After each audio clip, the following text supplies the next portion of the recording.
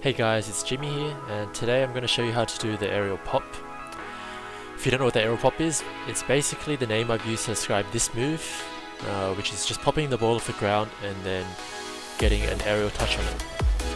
If you've been playing Rocket League for a while, chances are you've seen this move, but this video is really aimed at newer to more beginner players, as particularly for bronze to gold ranks, this move is highly effective for scoring, but even at high ranks it can be useful to set up passes or more advanced plays.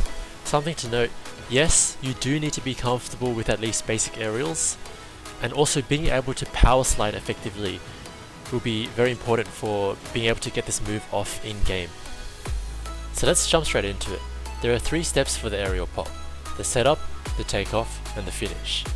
Now if you're on PC, I highly recommend you download Bakkesmod, which I've linked in the description below. Bakkesmod is a simple training tool which will help you practice much more effectively. If you're a console player, I've created a custom training pack which you can also use to practice these shots. Once you have Bakkesmod installed, head over to Freeplay to begin training. Press F2 to bring up the Bakkesmod settings, and you want to go to Freeplay and make sure that Enable Goal Scoring is unticked, and you can also tick Show Goal Score Speed. What this does is that when you score goals in Freeplay, there won't be a goal animation, meaning that you can train a lot faster and more efficiently. Let's look at step 1, the setup. If you're a keyboard and mouse player, when you press 3, the ball should start rolling towards you. For controller players, it should be the right arrow on your D-pad. So what you want to do is just drive into the ball and pop it up into the air. If you boost into the ball, you should notice that you get greater height and distance. However, remember that the height and distance of the ball will also depend on how fast the ball is traveling towards you. Generally, you want to pop the ball up into the air at a distance that isn't too far, so that you're able to reach it with your aerial. Step 2, the takeoff.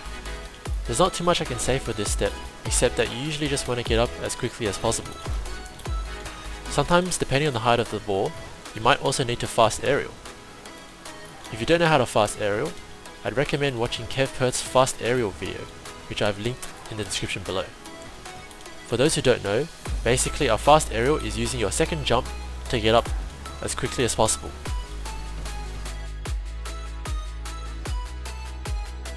Step 3, the finish. This step is about how you're finishing the aerial and what type of contact you're generating with the ball.